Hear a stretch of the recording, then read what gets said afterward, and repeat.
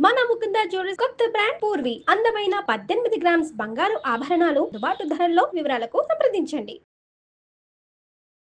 Hi Vanaja గారు. ఎలామా ఈ రోజుల్లో పూజలు భక్తి శ్రద్ధలతో చేయడం కన్నా ఫొటోస్ బాగా వస్తున్నాయా, వీడియోస్ బాగా వస్తున్నాయా లేదా, వీడియోకి అనుగుణంగా తయారవ్వడం, వీడియోకి అనుగుణంగా డెకరేషన్ చేయడం బాగా అలవాటైపోయింది. అది ఎంతవరకు కరెక్ట్? పెళ్లి ఫర్ దట్ మ్యాటర్, పెళ్లి అనేది ఒక మహాఘట్టం ప్రతి ఒక్క మనిషి జీవితంలో. లైఫ్ టైం మ్యారేజ్ ఒకటేసారి అంటూ ఉంటాం కదా.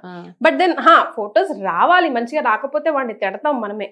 బట్ దెన్ జరగాల్సిన తంతు కరెక్ట్ గా జరిగితేనే కదా, ఆ మంత్రాలకి ఆ తంతు జరిగితేనే కదా దానికి పవర్ ఇచ్చేది, ఎనర్జీని ఇచ్చేది. అట్లా చేస్తున్నామా? ఇది ఎంతవరకు కరెక్ట్? సో మన ఇంట్లో పూజ చేసిన, వ్రతాలు చేసిన, నోములు చేసిన, పెళ్లిళ్ళు చేసిన ప్రతి దానికి ఒక మన పురాణాల్లో ఎలా అయితే చెప్పబడిందో, శాస్త్రాల్లో ఎలా అయితే చెప్పబడిందో, ఫస్ట్ వాటి ప్రకారం మనం పూజలు ముగించుకోవాలి. Number 1 thing. అంటే ఏంటి? మామిడి తోరణాలు కట్టడం, సింపుల్ గా అంతే. ఇప్పుడు మీ స్తోమతకు తగ్గట్టు మీరు ఎక్కువ డెకరేషన్ అవి చేస్తూ ఉంటారు. ఇక్కడ ఏంటంటే ప్లాస్టిక్ వాడుతున్నాం మనం ఇప్పుడు ఎక్కువ. ఓకే, ప్లాస్టిక్లు వాడినా, ఇనప సామాన్ వాడినా, అమ్మవారికి ఫర్ ఎగ్జాంపుల్ దసరా నవరాత్రి పూజలు చేసినా, ఏదన్నా విఘ్నేశ్వరుడు పూజలు అవి చేసినా మనం ఏం చేస్తాం? ఫస్ట్ ఒక ఇనపది తెచ్చి పెడతాం అక్కడ, దాని వెనకాల ప్లాస్టిక్ పెడతాం, మొత్తం మండపానికి స్టాప్లర్ పిల్స్ కొట్టేస్తాం, మేకులు కొట్టేస్తాము, రకరకాల నానా చెత్త అంతా కట్టేస్తాం, కట్టేసి వినాయకుడిని అక్కడ కూర్చోబెట్టేస్తాం. సో మనం ఏం చేస్తాం? పూజల్ని ఏ పూజ చేసినా ప్రతి ఇప్పుడు నువ్వుల్ని గాని, ఇనుముని గాని, నూనెని గాని, ఇవన్నిటిని మనం శనితోటి పోలుస్తాం కదా. సో కొన్ని వస్తువులు మనము ఎంత అవాయిడ్ చేయగలిగితే అంత మంచిది.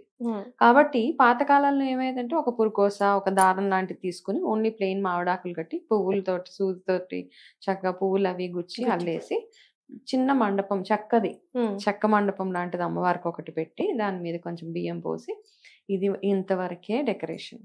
ఇప్పుడు ఏమైపోయిందంటే హంగామా, ఆర్భాటం అదంతా అయిపోయింది. నేను చేయలేదా అని క్వశ్చన్ వస్తుంది. నేను అలా చేసేసాను. కాకపోతే ఏంటంటే చేసిన తర్వాత కొంచెం రియలైజేషన్ వస్తుంది కదా, ఇట్లాంటి స్పిరిచువల్ పాత్ లో ఉన్నాక అప్పుడు అనిపించింది అనమాట, అవన్నీ ఇట్స్ నాట్ వర్త్. అసలు అవసరం ఏంటి? అక్కడ ఏది ఇంపార్టెంట్ అది చేసి మనం తప్పుకోవాలి. ఫస్ట్ పూజ వరకే పరిమితం. ఇవన్నీ అడిషనల్ స్ట్రెస్ అనమాట. పూజ కంటే కూడా భక్తి శ్రద్ధతో పూజ చేయాలి. ఆ పూజ కంటే కూడా మన ధ్యాస అంతా డెకరేషన్ మీద, ఏం సామాన్ పెట్టాము, ఆ డెకరేషన్ ఉంటుందా ఓడుతుందా అని సగం టెన్షన్ దాని మీదే ఉంటుంది మనకి. సో ఇవన్నీ కాకుండా మనం భక్తి శ్రద్ధత, అంటే కాంపిటీషన్ అనమాట. నేను ఇది వీడియో వేస్తే యాజ్ అన్ ఇన్ఫ్లుయెన్సర్, లేకపోతే ఇన్స్టాగ్రామ్ లో ఈ పోస్ట్ వేస్తే ఈ పోస్ట్ కి, ఈ డెకరేషన్ కి ఎన్ని లైక్స్ వస్తాయి, అట్లాంటివి చాలా. And time taking procedure. ఆ టైం టేకిన్ ఏదైతే మనం టైం వాటి మీద స్పెండ్ చేస్తామో, మామూలుగా మన రిచువల్స్ ఏవైతే ఉంటాయో, పూజకి చేయవలసిన పద్ధతులు ఏవైతే ఉంటాయో, ఇలా నలుగురు కలిసి వంటలు చేయడము, నైవేద్యాలు చేయడము, మీ అమ్మగారికి సహాయం చేయడము, ఇలాంటివన్నీ చేయడంలో ఉన్న ఆనందము ఈ డెకరేషన్స్ లో ఫస్ట్ ఉండదు. లేదు మీరు అందరు ఓపిక ఉంది, అందరు కలిసిగట్టుగా ఉంటున్నారంటే చేసుకోవచ్చు, no problem. But main thing is puja. ఆ పూజ దగ్గర పనికిరాని చెత్త సామాను, ప్లాస్టిక్, ఇనుప సామాను, తుప్పు పట్టేసినవన్నీ పెట్టకుండా చేయగలిగితే శ్రేష్టం. ఒకటి. రెండోది పెళ్లికి మన దగ్గర ఇంపార్టెంట్ థింగ్ జీలకర్ర, బెల్లం, మంగళసూత్రం కట్టే ముహూర్తం చాలా చాలా ఇంపార్టెంట్ కదా. అదే టైంలో ఇట్లా జీలకర్ర బెల్లం పట్టుకోగానే ఆగండి అంటారు ఫోటోగ్రాఫర్. దాని తర్వాత తల మీద పెట్టేటప్పుడు ఒక పెట్టొద్దు, ఇంకా మళ్ళీ పెట్టండి, రిపీటెడ్ గా పెట్టండి. అదే మంగళసూత్రం కట్టేటప్పుడు ఒక 3 వేసి ఆపాలి, 3 వేసి ఆపాలి, తల జుట్టు ఇలా పట్టుకొని ఆపాలి. సో బేసిక్ గా ఏంటంటే మన ముహూర్తానికి చాలా ప్రాధాన్యత ఇచ్చేవాళ్ళం. జాతకాలకి ఇచ్చినా ఇవ్వకపోయినా ఒకప్పుడు జాతకాలు చూసుకోకుండానే పెళ్లిళ్ళు అయిపోయేవి. అమ్మాయి నచ్చిందా, ఫ్యామిలీ బాగుందా, బ్యాక్గ్రౌండ్ బాగుందా, వెరిఫికేషన్ అయిందా, సో నచ్చింది, నచ్చాడు, ఓకే, పెళ్లి అయిపోయేది. ఇప్పుడు ఏంటి జాతకాలు కూడా చూస్తున్నాము, కానీ జాతకాలు చూసినా పెళ్లిళ్ళు ఎందుకు ఫెయిల్ అవుతున్నాయి అంటే నాకైతే ఇది ఒకటే రీజన్ కనపడుతుంది. ప్రతిదానికి ఒక ఫోటోగ్రాఫ్, ప్రతిదానికి ఒక ఆటంకం. ఓకే, ఆపేస్తున్నాం కదా. మంగళసూత్రం కట్టేటప్పుడు ఆగండి ఒక ఫోటో తీస్తాం, అక్కడే ఆగిపోయింది. రైట్. జీలకర్ర బెల్లం పెట్టేటప్పుడు కూడా ఆ ముహూర్తం దాటేసేలాగా చేస్తున్నాం అన్నమాట. సో ఏంటంటే అంత స్టిల్, అంత ఫోజులు ఇవ్వక్కర్లేదు. యాక్చువల్గా ఫోటోగ్రఫీ ఇస్ అ మెమరీ. డెఫినెట్గా ఫోటోగ్రాఫ్స్ అన్నీ ఒక మెమరీగా ఉంటాయి. పెళ్లి తంతు అయిపోయిన తర్వాత మళ్ళీ ఆ స్టిల్ ఇచ్చుకోండి మీరు. బట్ ఆ ముహూర్తం టైంకే మీరు స్టిల్ కూడా అప్పుడే ఇవ్వాలి, అప్పుడే ఫోటోషూట్స్ కూడా చెయ్యాలి అంటే చాలా చాలా ఇలాంటివి అవుతాయి అనమాట. మన ముహూర్తాన్ని నమ్ముతాం, జాతకాన్ని నమ్మినా నమ్మపోయినా మీరు ఏ టైంలో అయితే ఇంటి గృహ ప్రవేశం చేస్తున్నారు, ఏ టైంలో అయితే మంగళసూత్రం కడుతున్నారు, ఏ టైంలో అయితే జీలకర్ర బెల్లం అమ్మాయి అమ్మాయి తల మీద పెడుతున్నారో ఆ టైం ఒక్క బలం ఏదైతే ఉంటుందో లైఫ్ లాంగ్ ఆ బాండ్ ని స్ట్రాంగ్ గా ఉంచడానికి ట్రై చేస్తుంది, హెల్ప్ చేస్తుంది. అందుకని మనం గృహప్రవేశాలు చేసిన, శంకుస్థాపన చేసిన, పూజలు ఇవన్నీ చేసిన ఫస్ట్ ఒక ముహూర్తం చూసుకుంటాం. సేమ్ థింగ్ పూజలు చేసేటప్పుడు, లక్ష్మీ పూజ చేసేటప్పుడు మనం లగ్నం చూసుకుంటాం. వృషభ లగ్నంలో చూస్తాం పూజలు, స్థిరంగా లక్ష్మి ఉంటుంది మన దగ్గర అనేసి. ఆ లగ్నాన్ని వెళ్ళిపోకుండా ఆ టైంలో మనం చేసుకునే పూజలు ఏవైతే ఉన్నాయో, మనం ఈ దేనికోసం అయితే అమ్మవారిని పూజ చేస్తున్నామో ఆ ఫలితం దక్కాలి అంటే కొంచెం డీవియేషన్స్ అవి లేకుండా పూజ వరకు పరిమితం చేసుకుంటే మన ధ్యాస, శ్రద్ధ, సబూరి అంటాం అవన్నీ అలా ఎగ్జాక్ట్లీ. ఐ డోంట్ నో ఇప్పుడు నేను అడగబోయే పాయింట్ ఈ మ్యాటర్ కి యూనో జెల్ అవుతుందో కాదో, కానీ చాలా సార్లు నేను నన్నే ఎగ్జాంపుల్ తీసుకుంటాను.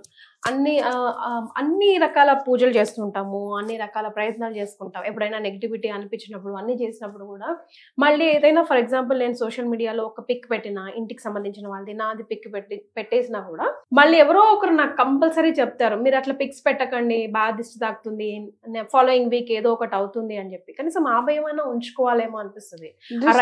రిచువల్స్ అనేది మన వరకు పరిమితం అయితే బాగుంటదేమో అనిపిస్తుంది. అది మూఢనమ్మకం అంటారా, లేకపోతే we need to follow it అంటారా? ఫాలో అవ్వాల్సిందేమ్మా. ఇప్పుడు మనం పూజ ఎలా చెయ్యాలో మాట్లాడుకోవడం వేరే, నేను చేసే పూజ ప్రొసీజర్ని ఎక్స్పోజ్ చేసేయడం వేరే. ఓకే, రెండు. చాలా మంది దేవుడి గదిని చాలా చూపించేస్తూ ఉంటారు. దేవుడి గది అంటే మనకు అదొక ఎనర్జీ, పాజిటివ్ ఎనర్జీ. మన ఇంటి మొత్తంలో ఏదైనా ఒక ఎనర్జెటిక్ ప్లేస్ ఉంది అంటే అదొక పూజ గదే మనకి కదా. మన పూజ గది మన వరకే ఉంచుకోవాలి. సో ఆ ఎనర్జీస్ ఏవైతే ఉంటాయో అక్కడ దాకా అందరికి ఎక్స్పోజ్ చేయకుండా దేవుడి గది ఎంత పవిత్రంగా ఉంచుకోవాలో అంతే పవిత్రంగా.